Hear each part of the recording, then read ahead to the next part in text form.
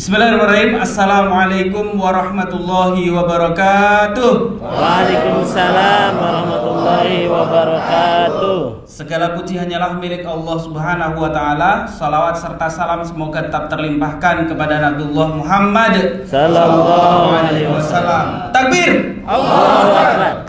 Kenapa saya sampaikan takbir di awal? Karena yang besar hanyalah Allah Subhanahu wa taala. Selain daripada Allah Subhanahu wa taala semuanya kecil. Kita sebagai manusia kecil. Pak RT kecil, Pak RW kecil, Pak Lurah kecil, Pak Menteri kecil, Presiden kecil. Yang besar Allah. Takbir. Allahu Akbar.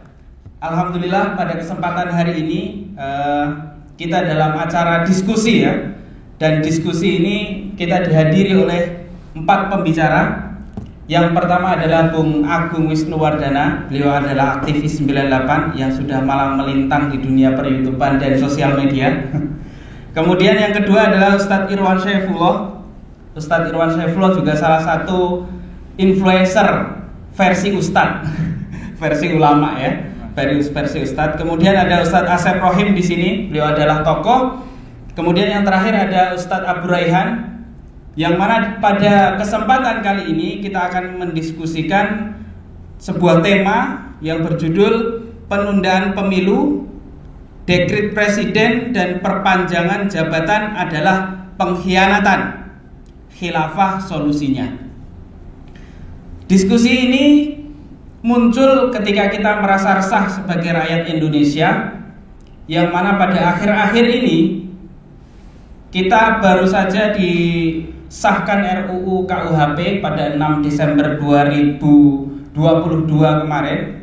Kemudian muncul isu baru tentang penundaan pemilu dengan alasan kita sekarang masih sulit dalam kondisi ekonomi, seperti yang disampaikan oleh Pak Bambang Susetio selaku Ketua MPR, dan beliau menyampaikan wacana penundaan pemilu atau wacana pemilu itu harus dipikirkan ulang, dan beberapa tokoh juga ada yang pro dan kontra. Nah, untuk itu pada kesempatan hari ini kita akan membicarakan masalah itu, dan kemudian yang kedua kita juga akan membicarakan soal khilafah solusinya. Nah, ini benarkah khilafah itu bisa menjadi solusi dari problematika negeri ini? Baik, tidak berlama-lama.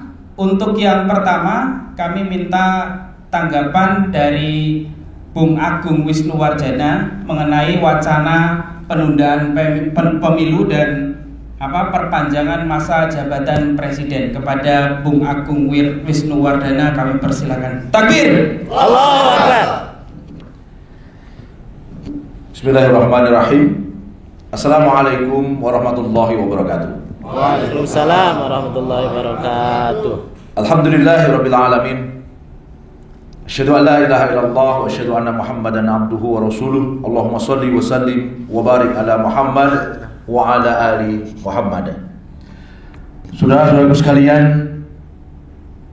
dari Sabang sampai Merauke, dari Miangas sampai Pulau Rote, dan juga yang mungkin mendengar siaran YouTube dari berbagai channel yang menyiarkan agenda kita pada kesempatan kali ini, saya berdoa semoga semua dalam kondisi bahagia, semua dalam kondisi yang terus bergerak untuk melakukan perubahan demi negeri ini yang lebih baik. Takbir. Allahu Akbar. Saudara-saudara sekalian, ungkapan dari saudara Ketua MPR Bambang Susatyo ini mengagetkan semua pihak. Karena sebagai seorang yang penting dalam tubuh negeri ini, Ketua MPR tidak main-main. Dia melakukan ungkapan yang intinya adalah wacana untuk penundaan pemilu atau perpanjangan masa jabatan presiden.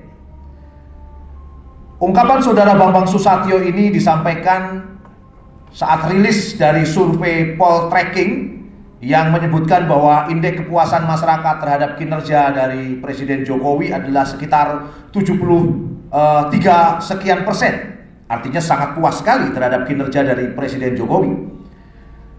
Yang kemudian disampaikan dengan sindiran yang sangat nyata oleh Bambang Susatyo adalah pertanyaan pentingnya adalah bagi saya bukan soal puas atau tidak puas, kata Bambang Susatyo, tapi apakah ini berkorelasi dengan keinginan publik untuk terus Presiden Jokowi ini memimpin kita semuanya. Ungkapan Ketua MPR yang tentu sangat menentukan amandemen Undang-Undang Dasar 45 mengungkapkan kata-kata demikian tentu tidak main-main. Berarti apa? Kalau menginginkan Saudara Jokowi ini memperpanjang periode jabatannya, berarti harus ada amandemen Undang-Undang Dasar 45. Dan peluang untuk mengamandemen Undang-Undang Dasar 45 itu adalah MPR yang tentu diketuai oleh Bambang Susatyo. Sehingga ungkapan Saudara Bambang Susatyo itu menurut saya tidak main-main, bukan ungkapan asal keluar dari mulut biasa, tetapi ini sangat strategis.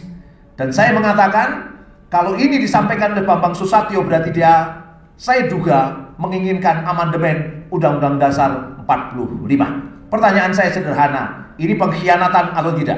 Pengkhianatan. Kalau ini pengkhianatan, maka tentu yang akan terluka adalah rakyat Indonesia. Sebelumnya juga muncul pernyataan dari Saudara Lanyala Mahmud Mataliti, tidak main-main posisinya, Ketua DPD RI, yang membuat banyak pihak tidak nyaman dengan pernyataannya dalam pidato di Musyawarah Nasional HIPMI, Himpunan Pengusaha Muda Indonesia. Lanyala membuat pernyataan bahwa Indonesia harus kembali ke Undang-Undang Dasar 1945.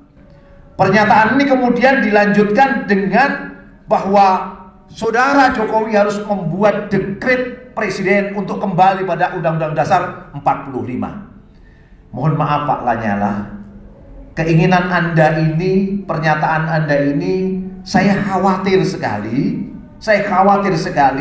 sebagai legitimasi malahan untuk Saudara Jokowi memperpanjang periodenya. Karena kita tahu di dalam Undang-Undang Dasar 1945 tidak ada masa jabatan presiden. Artinya presiden Indonesia itu bisa menjabat berulang kali periode. Saya mengatakan dekret presiden ini hanya kamuflase untuk melegitimasi Saudara Jokowi untuk menambah periodenya atau paling tidak menambah masa jabatannya. Pertanyaan saya, ini pengkhianatan atau tidak? Pengkhianatan. Saudara-saudara sekalian, kadang kita sedih melihat situasi negeri ini. Kita tahu sebelumnya kita telah menghadapi kenaikan harga BBM, betul atau tidak? Pertalite naik, solar naik. Pertanyaan saya, ini menyakitkan rakyat Indonesia atau tidak? Ini mendolimi rakyat Indonesia atau tidak? Bayangkan, di tengah harga minyak dunia sudah turun pada angka $70 per barrel, harga BBM di negeri kita tidak diturunkan. Padahal dulu mengatakan ketika $100 per barrel, alasannya karena harga minyak dunia naik maka BBM naik. Sekarang harga minyak dunia turun, BBM turun tidak? Ya. Pertalite harganya turun tidak? Ya. Solar harganya turun tidak? Ya. Ini masalah bangsa ini atau tidak, saudara-saudara sekalian? Sangat menyedihkan. Di tengah rakyat juga harus terbebani dengan PPN 11%.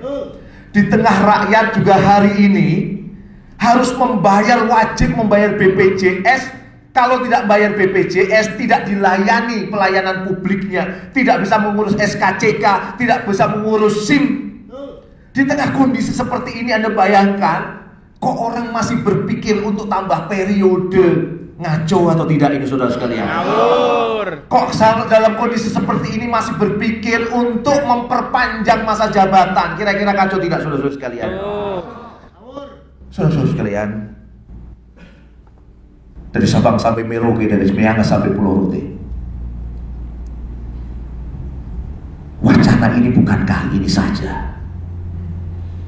Sudah diungkapkan beberapa tahun yang lalu. Di awal tahun ini saja, 2022, di awal tahun, keinginan untuk itu muncul. Dan Anda tahu, ketika relawan Jokowi kemarin dikumpulkan di Gelora Bung Karno, Spanduk tertulis di mana-mana apa? Jokowi 3 periode, Jokowi 3 periode. Saya membayangkan Soeharto akan dilengserkan, tidak teriak-teriak. Megawati habis jabatannya selesai. Susilo Bambang Yudhoyono habis jabatannya juga sudah selesai. Hari ini sudah hampir habis masa jabatan, masih berpikir lagi untuk tambah periode dengan berbagai alasan. Saya ingin mengatakan kepada kita semua, negeri ini menderita. Rakyat dalam kondisi krisis pangan, krisis energi, dalam kondisi yang beban di mana-mana. Seharusnya itulah yang dipikirkan, bukan menambah periode atau menambah jabatan. Bukan juga copras-capres, mendukung capres A, capres B, yang ujung-ujungnya kita tidak tahu apakah dia akan memberikan pelayanan pada kita dengan baik atau tidak. Mohon maaf, hari ini saya harus mengatakan apa yang dikatakan Saudara Mahfud MD beberapa waktu yang lalu, bahwa 82%, 92% pilkada di negeri ini didanai oleh cukong. KPK membuat data yang lebih sedikit, 82% didanai oleh cukong.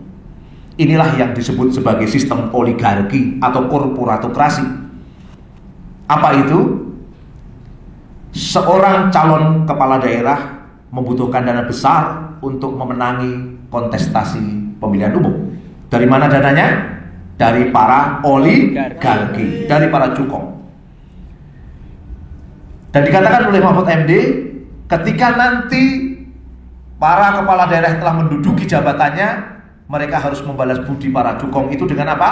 Dengan memberikan peraturan perundang-undangan, aturan-aturan, peraturan-peraturan kepala daerah untuk membiarkan mereka, untuk memberikan kesempatan mereka untuk mengeksploitasi sumber daya yang sebenarnya itu milik rakyat Indonesia. Sekarang pertanyaan saya, sistem yang demikian akan kita pertahankan atau tidak, saudara sekalian? Akan kita teruskan tidak, saudara sekalian? Sistem inilah sistem yang merusak negeri ini. Perpanjangan presiden melanggengkan oligarki dan korporatokrasi. Copras capres yang sekarang ada pun saya tidak bisa mengatakan kalau tidak didanai oleh oligarki. Inilah ruang yang bermasalah di negeri ini. Kenapa? Karena negeri ini menerapkan sistem kapitalisme.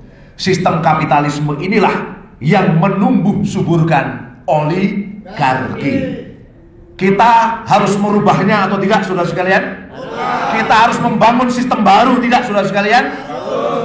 Kita harus mencari sistem baru. Dan tentu sistem baru itu pasti sistem yang berasal dari Allah Subhanahu wa Ta'ala. Karena Allah lah yang menjamin sistem itu pasti akan memberikan keberkahan dari langit dan bumi dan memberikan rahmat untuk semesta alam dan untuk seluruh manusia, muslim maupun non muslim. Oleh karena itu, saudara-saudara sekalian, tidak ada kata untuk perpanjangan periode jabatan presiden, penundaan pemilu, termasuk copras capres, karena peluang oligarki ada di dalamnya. Kita perlu membangun sistem baru, di mana sistem itu adalah sistem yang adil, sistem yang benar-benar memberikan rahmat dan barokah untuk seluruh rakyat Indonesia.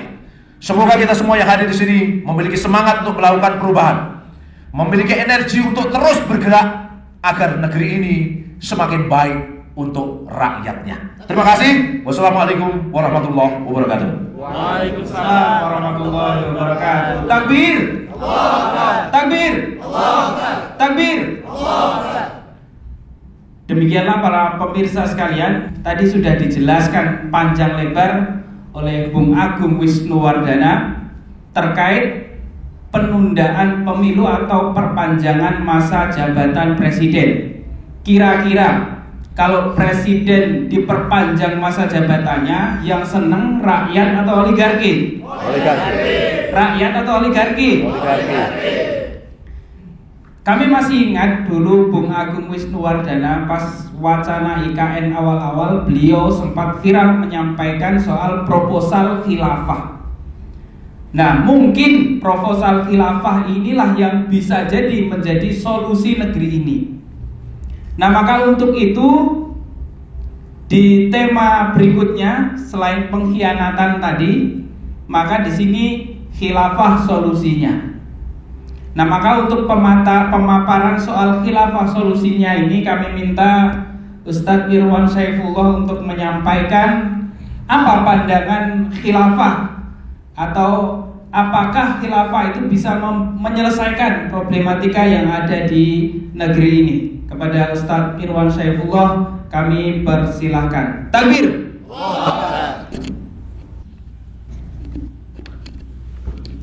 Assalamualaikum warahmatullahi wabarakatuh. Alhamdulillah wa syukurillah wa ni'matillah, la khawla wa la quwwata illa billahil aliyyil azim. Kepada para ulama, para aktivis dan para pejuang Islam dan juga para pemirsa ya Mimbar Top Channel dan juga MNF TV dan juga YouTuber pejuang yang lain yang dirahmati oleh Allah Subhanahu wa taala. Ya. Di tengah gonjang-ganjing ya kasus Sambo yang sangat luar biasa kemudian merusak citra ya institusi kepolisian. Demikian juga kemudian muncul juga ya mafia 303 ya, dan kita juga dikagetkan lagi ada mafia narkoba ya, dengan dugaan adalah ya calon Kapolda Jatim, saudara. Ya, masih ramai lagi saudara. Ada mafia tambang ya, muncullah Firlala Ismail Bolong, saudara. Ya, di tengah gonjang-ganjing berbagai macam ya korupsi dan kerusakan di negeri ini, saudara sekalian, tiba-tiba kita kayak disambar bledek ini, saudara. Saudara-saudara sekalian, kalau kita lihat saudara sekalian, negeri kita sekarang terpecah belah. Negeri kita sekarang ini banyak korupsinya, bahkan banyak pengamat negeri kita ini sudah hancur, sudah terjual, saudara sekalian. Ya, ini tidak dilakukan oleh pejuang khilafah, saudara. Seperti yang dikatakan oleh Bung Agung tadi, saudara, ini adalah ulah dari oligarki, ulah dari asing dan asing penjajah. Betul tidak, saudara? Betul tidak? Ya. Kalau masih kurang jelas, saudara sekalian, orang Barat saja paham tentang Indonesia ini, saudara. Jeffrey Winter, saudara, mengatakan bahwa demokrasi di Indonesia ini dikooptasi oleh oligarki, saudara. Maknanya itu dikangkangi oleh oligarki. Dengan kata lain, saudara, demokrasi dijadikan alat untuk merampok kekayaan alam di Indonesia, untuk menjual kekayaan alam di Indonesia. Betul atau betul, saudara? Masih kurang, saudara sekalian. Emmanuel Ebenezer mengatakan, saudara sekalian, ini tokoh demokrasi, saudara. Ya, Emmanuel Ebenezer, orang non Muslim, saudara, mengatakan kenapa Indonesia ini, saudara, banyak korupsinya, banyak berbagai macam kerusakan, penjualan sumber daya alam, saudara, banyak penipuannya, saudara, banyak polusinya. Kenapa? Karena di sekitar Pak Jokowi, saudara, banyak bandit-bandit oligarki, saudara. Banyak gangster-gangster oligarki, saudara. Jelas tidak? Jelas apa jelas? Subhanallah. Kalau masih kurang, saudara, yang dikatakan, saudara, oleh Bung Agung tadi, Pak Mahfud ini barangkali ya Allah, Pak Mahfud ini banyak istighfar paling di dalam ini, saudara ya. Ya Allah, dia itu sebelum masuk sistem dia mengatakan, saudara, siapa saja yang masuk sistem ini, malaikat yang masuk sistem ini akan menjadi iblis, saudara. Sekarang ini kenyataannya betul atau betul? Ya Allah, ini kerusakan ini, saudara, yang melakukan itu pejuang khilafah atau oligarki, saudara? Oligarki. Asing dan asing, saudara, atau pejuang khilafah? Asing dan asing. Subhanallah, saudara sekalian, ya Allah, ya. Sampai-sampai, saudara, ya, Bapak Abraham Samad dan juga ya Dharma Pangkriun mengatakan, saudara, kalau negara ini dikelola dengan benar, ya, dikelola sumber daya alam ini dikelola oleh negara, tidak dikasihkan oligarki, tidak dikasihkan asing dan asing, saudara, maka subhanallah, ya, hutang luar negeri 7.000 triliun dalam tempo sehari lunas, saudara sekalian. Maknanya apa, saudara? Berarti negara ini sudah dijajah oleh oligarki, saudara. Sudah dijajah oleh asing dan asing. Dengan kata lain, sudah dirampok, saudara, oleh asing dan oligarki, saudara. Ya, jadi jelas atau tidak, saudara? Yang kedua, saudara sekalian, kalau khilafah diterapkan maka akan mengganti Pancasila, saudara sekalian. Rocky Gerung mengatakan, saudara sekalian, bahwa Pancasila itu bukanlah ideologi. Pancasila itu hanya kesepakatan, ya, bangsa Indonesia saja, saudara sekalian. Ya, ada yang mengatakan Indonesia ini juga darus syahadah. Amandemen saja yang ada di negeri ini, saudara sekalian. Amandemen Undang-Undang 45 ini sudah di amandemen 4 kali, saudara. Ini yang mengganti Undang-Undang Dasar 45 ini pejuang khilafah atau pejuang sekuler, saudara? Yang mengganti Pancasila ini sekarang, saudara, yang mengganti Undang-Undang Dasar 45 ini, saudara, ya, pejuang khilafah atau pejuang liberal, saudara? Subhanallah. Dan mengganti Undang-Undang Dasar 45 ini bertentangan dengan Pancasila atau tidak, saudara? Bertentangan. Ya Allah, jadi yang makar, saudara sekalian, itu pejuang khilafah atau pejuang sekuler, saudara? Pejuang sekuler. Pejuang liberal atau pejuang Islam, saudara? Bahkan menurut Faisal Basri, saudara, dan juga, ya, Ihsanuddin Nursi dan juga Bang Rizal Ramli, sampai juga Eva Sundari, saudara, mantan DPR RI dari PDIP, saudara. Ya, hampir 76 undang-undang, saudara, yang dibuat oleh DPR itu, saudara, berpihak kepada asing dan asing, saudara, berpihak kepada oligarki. Ya, coba subhanallah, saudara. Sampai juga Pak Surya Paloh mengatakan Indonesia ini sekarang sudah kapitalis total, saudara, sudah liberal total, saudara. Maknanya berarti Pancasila sudah diganti atau belum, tidak sekarang, saudara? Sudah. Diganti oleh khilafah atau oleh sekuler, saudara? Sekuler. Diganti oleh khilafah atau kapitalis, saudara? Kapitalis. Yang mengganti berarti pejuang khilafah atau pejuang sekuler, saudara? Pejuang demokrasi atau pejuang khilafah, saudara? Pejuang demokrasi. Subhanallah, saudara. Ya. Maka saudara sekalian, para pejuang khilafah ini, saudara sekalian, kalau kita lihat sekarang ini, saudara, subhanallah, ya. Sekarang ini memperjuangkan karena negeri ini di mana-mana ini membutuhkan solusi, sampai, saudara, ya, Sujiwo Tejo mengatakan sudah negara ini sudah hancur ini, ya. Pancasila ini sudah tinggal burung garudanya saja, katanya dia itu. Maka Indonesia ini sekarang dipimpin oleh maling, tidak masalah, ya, oleh pencuri tidak masalah, asalkan adil dan mensejahterakan, saudara, sampai seperti itu, saudara. Ya Allah, astagfirullahaladzim, saudara. Jadi saudara sekalian, kalau dipimpin oleh maling saja yang adil boleh, saudara. Dipimpin oleh pencuri yang bisa mensejahterakan saja boleh, saudara. Kalau dipimpin oleh khilafah boleh atau tidak? Boleh. Salah, saudara. Wajib, saudara. Takbir. Allahu Akbar. Takbir. Allahu Akbar. Dan kalau kita lihat, saudara sekalian, yang diperjuangkan oleh para pejuang khilafah ini, saudara sekalian, adalah dilakukan secara konstitusional, saudara, dilakukan secara intelektual, saudara sekalian, dilakukan secara syar'i, dilakukan tanpa kekerasan, penuh dengan akhlak yang baik. Betul tidak? Betul. Kalau kita menyampaikan gagasan khilafah, kemudian orang tidak setuju, saudara, maka orang lain kita katakan bid'ah atau tidak, saudara? Tidak. Kalau kita sampaikan khilafah ini adalah rahmatan lil alamin, orang lain tidak setuju, saudara, maka kita katakan kafir atau tetap muslim? Muslim. Allahu Akbar. Kalau orang tidak menerima gagasan khilafah, ya, APBN syariah, saudara, yang kalau kita hitung hanya 7 komponen sumber daya alam saja, saudara, minimal itu 4.200 triliun. Mantap tidak? Enak tidak? Sejahtera tidak? Takbir. Kita ini kalau, ya, sederhana saja sebetulnya 2 triliun saja cukup, saudara. Berarti masih sisa 2,2 triliun saudara untuk anak cucu kita. Belum saudara tambang saudara, ya banyak yang menghitung saudara, tambang ini kalau dikuasai oleh negara, kemudian dikelola, dijual ke luar negeri oleh negara saudara, minimal saudara bisa antara 4.000 sampai 6.000 triliun saudara. Luar biasa. Mantap tidak saudara? Cakep tidak? Itulah syariat Islam saudara, pengelolaan sumber daya alam itu saudara.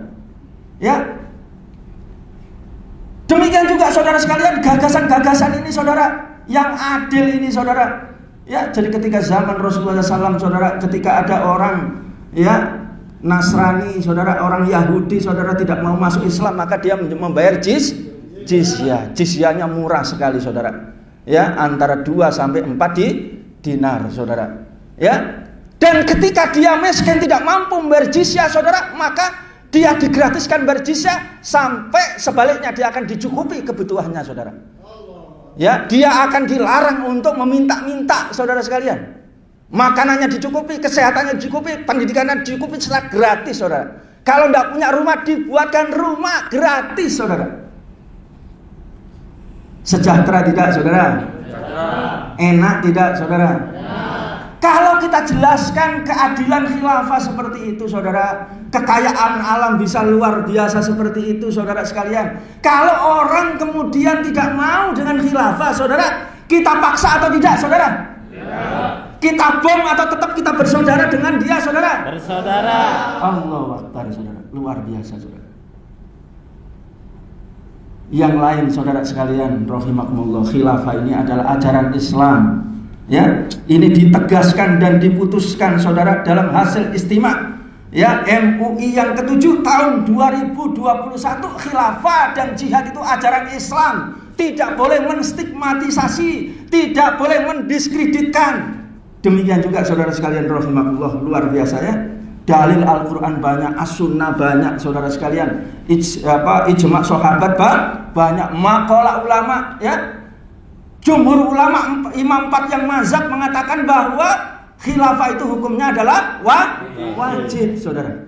Sampai saudara, kalau orang itu ingin memprediksi, kalau orang ingin mengharapkan masa depan sebuah negara, sebuah dunia saudara, itu ada di dalam negara khilafah ya. Ada hadis Imam Mahdi, tapi ada hadis yang lain yang kemudian digambarkan oleh Rasulullah SAW yang diriwayatkan oleh Imam Muslim. A'udzubillahi minasyaitonirrajim. Bismillahirrahmanirrahim. Yakunu fi akhir ummati khalifatun yakhsul mal khasyan la ya'udduhu adada.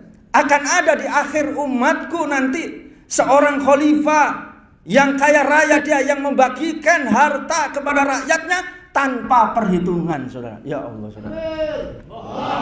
Takbir. Ya, enggak bisa membayar pendidikan saudara, nyoh dikasih gratis saudara. Tidak bisa membayar listrik saudara, dikasih nyoh gratis saudara. Tidak bisa membeli BBM saudara, nyoh gratis saudara. Mantap tidak saudara? Enak atau tidak saudara? Cakep tidak saudara? Ya Allah.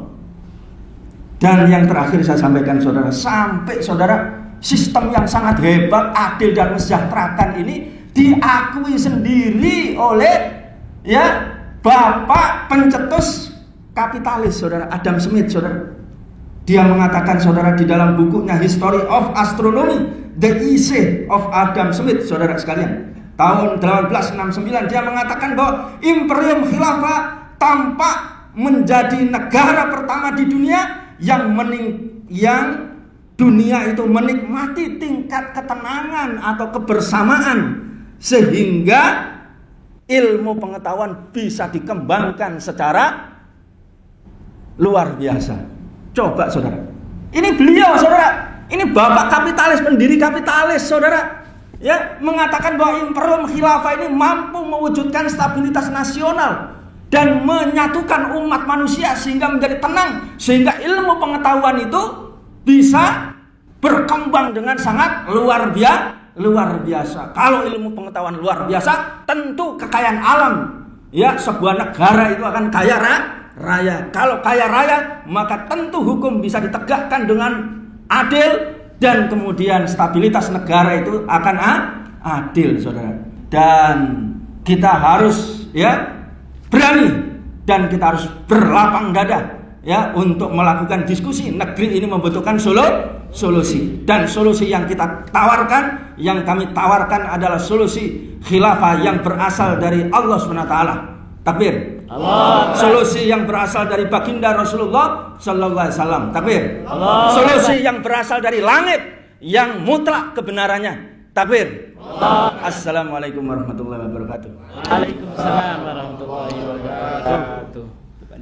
Jazakallah khairan kepada Ustadz Irwan Syaifullah. Jadi kesimpulannya tadi ada dua. Yang pertama tadi pemaparan dari Bung Agung Wisnuwardana soal sistem yang saat ini sedang berjalan di negeri ini. Kemudian yang kedua tadi pemaparan tentang khilafah ala minhajin nubuwah. Kalau suruh milih, kira-kira milih sekuler atau milih khilafah? Khilafah. Milih sekulerisme atau khilafah? Khilafah. Tapi para pemirsa sekalian, banyak juga di kalangan orang-orang ya. Kemarin ada pernyataan dari Saudara Imam Pituduh, Ketua LPOI, yang menyatakan bahwa khilafah itu utopis, khilafah itu memecah belah. Bahkan disebutkan khilafah itu tidak layak diterapkan. Nah, maka untuk itu kita ingin bertanya kepada Ustadz Rohim, apakah benar bahwa khilafah itu utopis? Terus yang kedua, bagaimana metode yang benar untuk menegakkan khilafah kalau semua masyarakat menginginkan khilafah? Kemudian yang ketiga, tadi disebutkan dalam sistem sekulerisme ini, seperti contoh tadi Bung Agung Wisnuwardana, orang bisa merubah undang-undang seenaknya saja. Yang harusnya 2 periode bisa saja nanti dalam detik-detik terakhir bisa berubah. Nah, dalam sistem khilafah seperti apa? Apakah sama dengan sekulerisme ataukah tidak? Kepada Ustadz Rohim kami persilahkan. Takbir. Bismillahirrahmanirrahim. Assalamualaikum warahmatullahi wabarakatuh. Waalaikumsalam warahmatullahi wabarakatuh. Bismillah, walhamdulillah, wassalatu wassalamu ala rasulillah wa ala alihi wa sahbihi wa mawalah. Para pemirsa, rakyat Indonesia yang sedang berjuang untuk menegakkan keadilan, yang sedang berjuang untuk kebaikan negeri ini, mudah-mudahan Allah Subhanahu wa taala merahmati kita semua, merahmati perjuangan kita semua, dan merahmati negeri kita. Karena dalam pembukaan Undang-Undang Dasar 45 disebutkan bahwa kita mendapatkan kemerdekaan atas berkat rahmat Allah Subhanahu wa taala. Karena itu hendaknya kita tidak melupakan apa yang Allah tuntut kepada kita, bahwa kemerdekaan ini adalah nikmat yang diberikan oleh Allah. Tentunya nikmat ini memerlukan rasa syukur yang harus kita tunjukkan, dan rasa syukur yang benar adalah mengikuti apa yang sudah Allah perintahkan. Karena sesungguhnya kalau kita memperhatikan kasih sayang Allah kepada hamba-hambanya, termasuk ke negeri kita dengan sumber daya alam yang begitu melimpah, itu memerlukan wujud nyata. Dan wujud nyata itu adalah Islam lahir di negeri kita, kemudian datang ke negeri kita, walaupun mungkin orang menyebutnya dengan istilah Islam Nusantara, pada sesungguhnya Islam datang ke negeri kita itu wujud kasih sayang Allah agar rakyat Indonesia bisa sejahtera di dunia dan bisa masuk surga Allah Subhanahu wa taala. Amin. Dan untuk itu memang memerlukan penerapan Islam, bukan penerapan yang lain.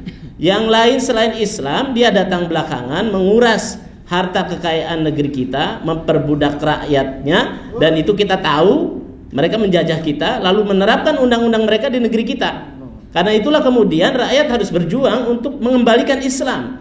Karena ini satu napas dengan apa yang ditulis di dalam Undang-Undang Dasar 45, bahwa sesungguhnya kalau kita menginginkan negeri ini sejahtera, kembali kepada Allah, bukan kembali kepada selain Allah.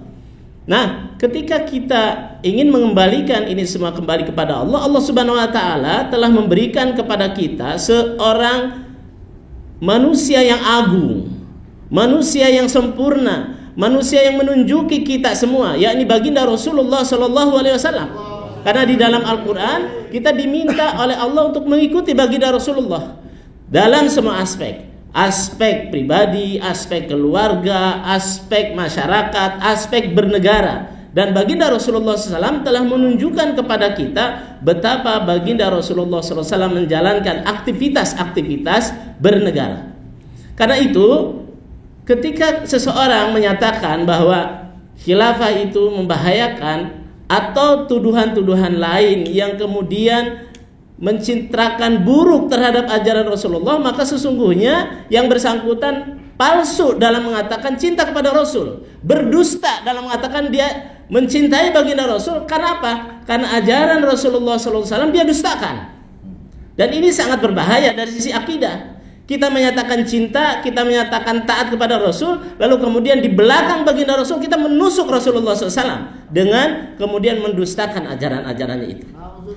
Berkaitan dengan khilafah, saya ingin menyampaikan kepada semua rakyat Indonesia, tidak ada pemerintahan yang disebutkan oleh baginda Rasulullah begitu mulia. Rasulullah di dalam banyak hadis, di antara hadis Rasulullah SAW menyebutkan summa takunu khilafatan, nanti di akhir zaman akan ada khilafah kembali. Sekarang pertanyaannya, apakah demokrasi yang ada hari ini itu usianya dibandingkan Islam lebih muda atau lebih tua? Lebih tua, karena dia lahir di masa Yunani kuno. Kerajaan, apakah itu hadir lebih tua atau lebih muda dari Islam? Lebih tua. Kerajaan itu hadir sebelum Islam, termasuk kekaisaran dan sistem-sistem lain itu tidak ada yang lebih muda dari Islam. Tapi kenapa Rasulullah SAW menyebutkan khilafah? Itu artinya tidak ada pemerintahan yang diakui keagungannya berdasarkan lisan baginda Rasulullah SAW, berdasarkan wahyu dari Allah. Karena Rasulullah SAW itu tidak mengeluarkan sesuatu kecuali itu wahyu dari Allah. Maka hendaknya kita betul-betul mengagungkan khilafah. Kenapa? Baginda Rasulullah SAW mengagungkan khilafah itu. Summa takunu khilafah. Atau Rasulullah SAW menyampaikan bahwa suatu saat wasatakunu khulafa'u fataksurun, fayaksurun. Dan itulah kemudian kita bisa menyaksikan bagaimana khilafah itu dalam masa perjuangan umat Islam sejak baginda Rasulullah SAW berdakwah dan seterusnya hingga kemudian khilafah runtuh, posisinya diagungkan dan mengagungkan umat Islam. Rakyat Indonesia yang sedang berjuang, kalau kita memperhatikan apakah khilafah ini membahayakan? Jawabannya tidak. Karena datang dari apa yang telah dicontohkan oleh baginda Rasulullah. Di dalam perjuangan baginda Rasulullah ketika berdakwah, maka kita menyaksikan baginda Rasulullah menempuh sebuah proses. Ini mungkin kita membahas bagaimana ketika khilafah belum ada kita ingin menegakkan khilafah.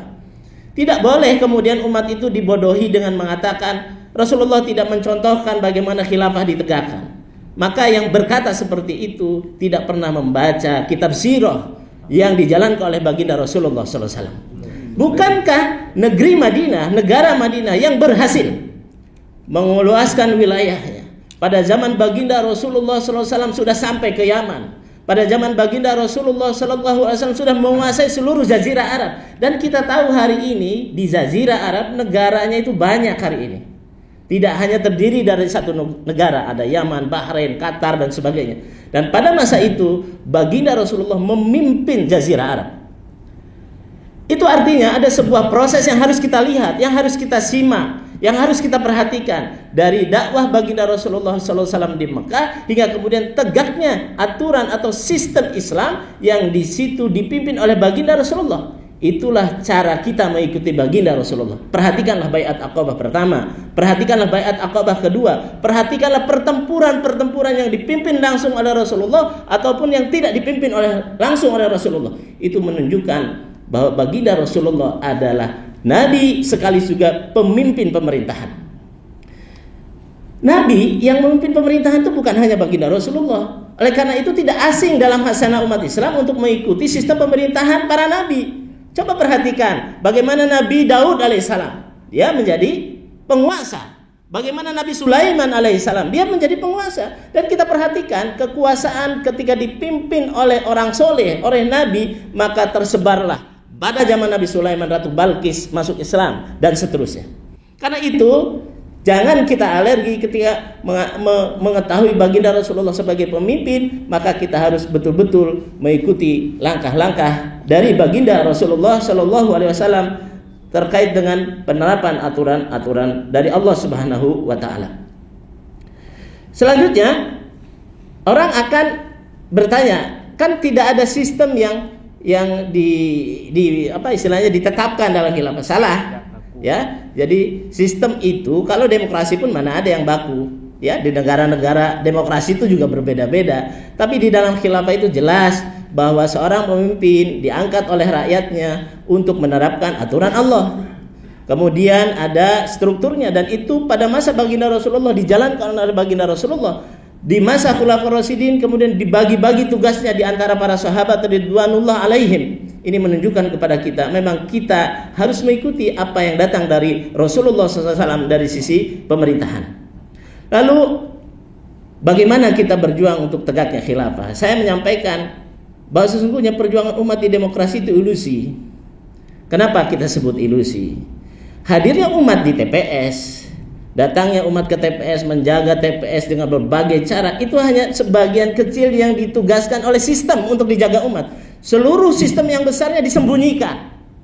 Lalu umat di situ hadir berhari-hari, bahkan kita menyaksikan periode lalu ada yang wafat. Ini umat baginda Rasulullah, ini harus diselamatkan. Jangan sampai mereka menyerahkan nyawa untuk tegaknya oligarki. Dan kita menyaksikan itu, bahwa mereka hadir di TPS hanya legitimasi kekuasaan oligarki. Seandainya ini energi umat ini dikerahkan untuk kemudian menuntut tegaknya khilafah dalam waktu cepat, insya Allah khilafah akan tegak di negeri kita. Allahu Akbar. Allahu Akbar. Maka energi Islam, energi kekuatan Islam ini harus ditelikung oleh para oligarki, oleh antek-antek dari oligarki, oleh antek-antek penjajah. Dimunculkanlah di tengah-tengah umat harapan-harapan yang pada ujungnya harapan itu disembelih oleh sistem. Kita menyaksikan bahwa 2019 umat berjuang begitu rupa, tapi ujung-ujungnya apa yang umat dapatkan berupa kebijakan-kebijakan yang dilegitimasi oleh yang katanya musuh dari rezim itu sendiri. Kita menyaksikan itu. Maka itu tidak boleh terulang. Energi umat harus dialihkan ke dalam perjuangan yang mengikuti secara tepat 100% terhadap metode perjuangan baginda Rasulullah SAW dalam membela agama. Dan membela agama itu dengan menegakkan sistem Islam, di mana di dalam Al-Quran Rasulullah berdoa kepada Allah Subhanahu wa taala untuk datangnya sultanan nasiro, kekuasaan yang menolong dakwah, dan itu tidak lain kecuali adalah khilafah. Apapun yang dikatakan oleh orang-orang tentang khilafah, biarkan mereka berkata, karena kita berpegang teguh kepada janji Allah Subhanahu wa taala bahwa khilafah akan tegak. Dan pastikan kita umat Islam atau rakyat sedang berjuang menanamkan saham untuk tegaknya khilafah kembali. Karena sesungguhnya khilafah di sana ada persatuan, di sana ada kehormatan umat, di sana ada penjagaan terhadap harta kekayaan umat, dan di sana ada kemuliaan dunia akhirat yang akan menghampiri kita. Bukankah Allah Subhanahu wa taala berfirman di dalam Al-Quran, seandainya penduduk suatu negeri beriman dan bertakwa, maka Allah akan mencurahkan berkah, berbagai berkah dari langit. Firman Allah Subhanahu wa taala itu sudah cukup bagi kita untuk mengalihkan perjuangan dari demokrasi praktis yang merupakan jebakan dari sistem dan oligarki menuju kepada perjuangan untuk tegaknya khilafah dengan mengikuti metode baginda Rasulullah sallallahu alaihi wasallam. Ala kulli hal, demikian yang bisa kami sampaikan. Billahi taufiq wal hidayah. Wassalamualaikum warahmatullahi wabarakatuh. Waalaikumsalam warahmatullahi wabarakatuh. Takbir. Demikian pemaparan tadi dari Ustadz Rohim yang menjelaskan tentang berbagai hal ya, soal umur demokrasi, termasuk soal bagaimana Rasulullah SAW ternyata Nabi kita itu juga bukan hanya seorang nabi, tapi beliau adalah seorang pemimpin negara. Dan beliau punya pemerintahan Islam yang diikuti oleh para sahabat setelahnya. Nah, makanya disebutkan ada Khulafaur Rasyidin. Khulafaur Rasyidin ada Abu Bakar, ada Umar, ada Utsman, ada Ali. Itu semuanya disebutkan di dalam kitab-kitab, itu namanya khalifah. Kalau nama pemimpinnya khalifah, kira-kira sistem yang diterapkan apa? Khilafah. Demokrasi atau khilafah? Khilafah. Maka menurut para pemirsa sekalian, seandainya umat Islam yang muslim, kaum muslimin itu ingin mengikuti para sahabat, ingin mengikuti Rasulullah SAW, kira-kira yang diperjuangkan itu sistem demokrasi sekuler atau sistem khilafah? Nah, untuk memantapkan lagi, ini pemaparan terakhir dari Ustadz Abu Raihan. Kita minta beliau lebih menjelaskan soal apakah Rasulullah SAW pernah menyebutkan dalam satu hadis, atau pernahkah Rasulullah SAW menjanjikan kepada kaum muslimin tentang khilafah yang nanti akan tegak kembali. Bahkan NIC juga pernah memprediksi, kalau tidak salah ya, tahun 2024 itu akan khilafah akan tegak kembali. Amin. Nah, untuk mempersingkat waktu, kami persilakan kepada Ustadz Abu Raihan untuk menyampaikan pemaparannya. Tafadhol.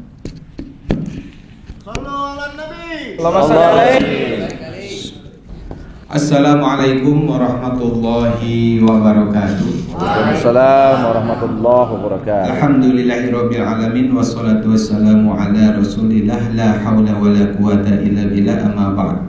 Rabbi shrah li sadri wa yassir li amri wahlul 'uqdatam min lisani yafqahu qawli. Para pemirsa yang dimuliakan Allah Subhanahu wa taala, hari ini kita sudah bosan menyaksikan atau mendengar cerita Sambo. Mak-mak bilang kita ini sudah tersambo-sambo katanya begitu. Ya kan? Kita sudah bosan mendengar, melihat para koruptor diadili, dipenjara, tapi terus bermunculan koruptor-koruptor baru. Kita bosan melihat kezoliman yang nyata di depan kita. Kita bosan melihat ketidakadilan di negeri ini. Apa yang kita bisa lakukan?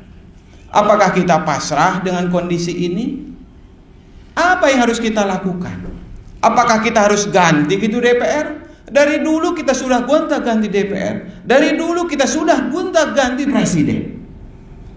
Tetapi ketidakadilan, kezaliman, korupsi terus tidak pernah berhenti di negeri ini.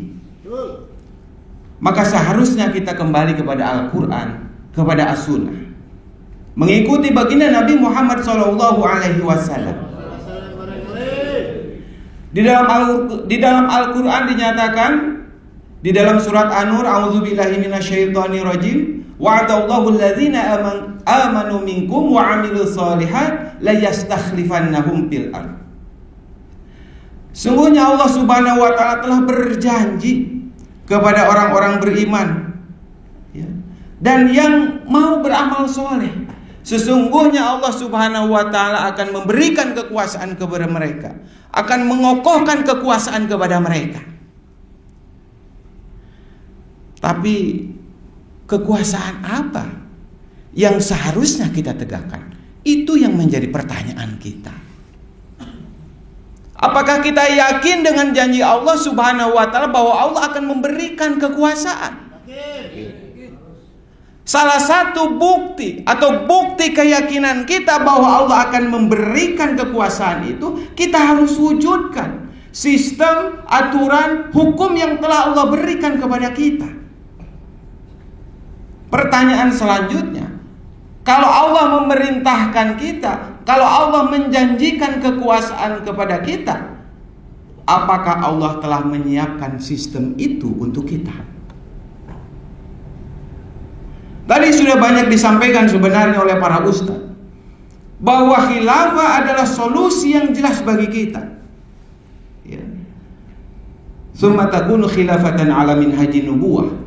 Disampaikan dalam hadis yang panjang, kemudian disampaikan oleh baginda Nabi Muhammad SAW bahwa akan tegak khilafah setelah di zaman baginda Nabi, kemudian diikuti oleh para khalifah setelah beliau, Khalifah Abu Bakar, Khalifah Umar, Khalifah Utsman, Khalifah Ali bin Abi Thalib, dan seterusnya sampai kemudian khilafah itu hilang, sampai kemudian khilafah itu runtuh. Tapi kemudian baginda Nabi Muhammad SAW tegaskan kembali bahwa akan kembali tegak khilafah mengikuti manhaj kenabian.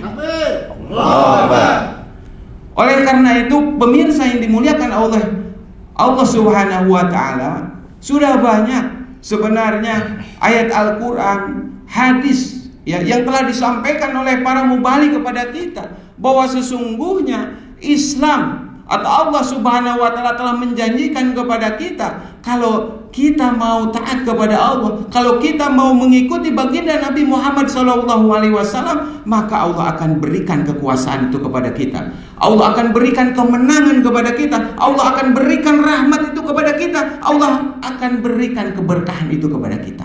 Asal kita mau menerapkan sistem yang datang dari Allah Subhanahu wa taala, sistem yang telah ditegakkan oleh baginda Nabi Muhammad SAW, yaitu khilafah.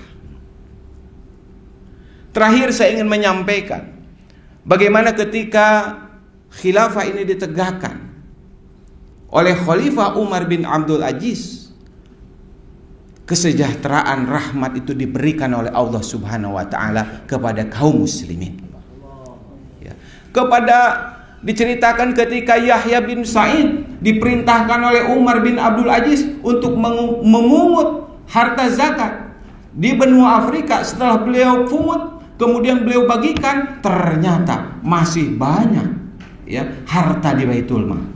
Begitu juga ketika salah satu gubernur beliau, Hamid Abdurrahman, melaporkan kepada Khalifah Umar bin Abdul Aziz bahwa beliau telah mengeluarkan seluruh kas untuk seluruh pengeluaran anggaran di provinsi tersebut. Maka kemudian Khalifah Umar bin Abdul Aziz memerintahkan kepada Hamid bin Abdurrahman agar mencari orang yang miskin.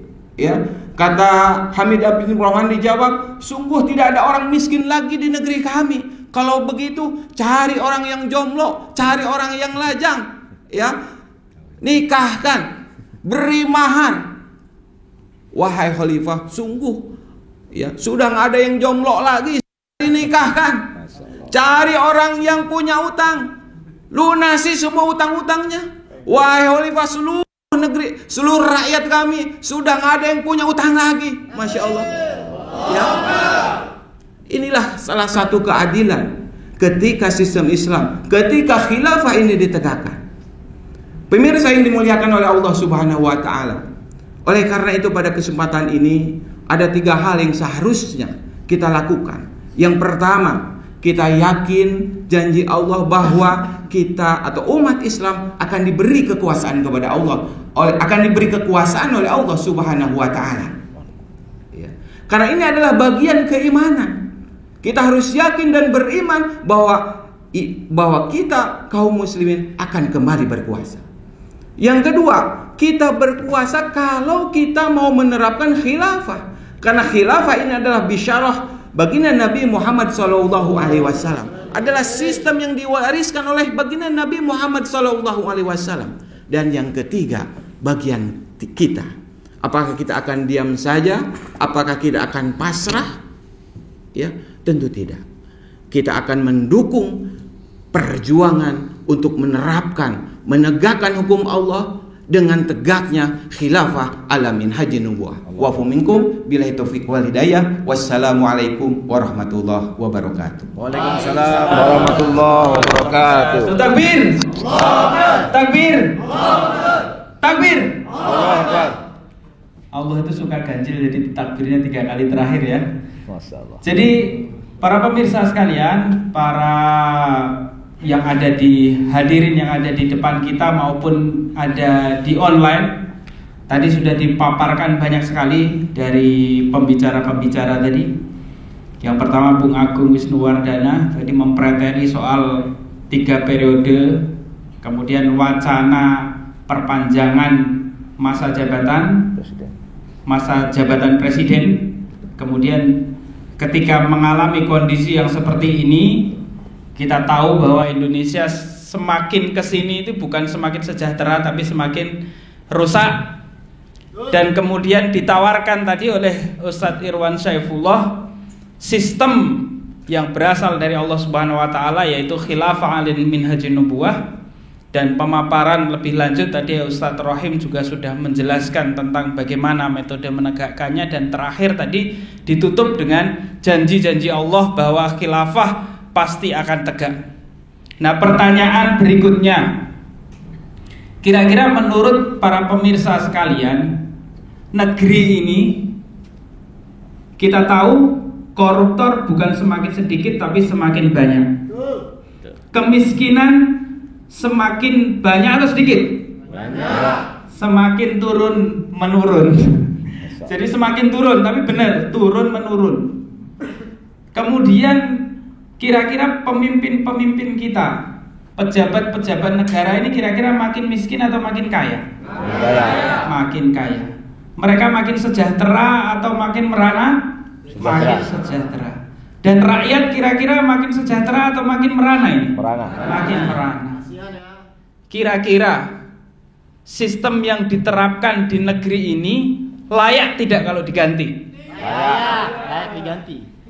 Kalau layak diganti, kira-kira kalau disuruh memilih, kira-kira mau diganti dengan sistem khilafah?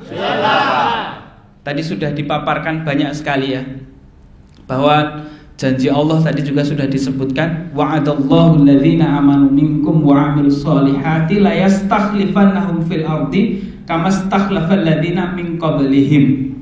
Jadi Allah berjanji kepada kaum muslimin yang beriman dan beramal soleh bahwa Allah itu akan memenangkan umat Islam di atas umat-umat yang lain. Dan mungkin sebagai penutup kita akan bertanya ini kepada pemirsa, pada pemirsa yang ada di sini ataupun yang ada di studio, kira-kira setuju nggak kalau khilafah diterapkan lagi? Setuju. Setuju nggak kalau khilafah ditegakkan? Setuju. Setuju nggak kalau khilafah memimpin negeri ini? Setuju. Takbir. Allahu Akbar. Takbir. Allahu Akbar. Takbir. Allahu Akbar. Akhirul kalam, wassalamualaikum warahmatullahi wabarakatuh.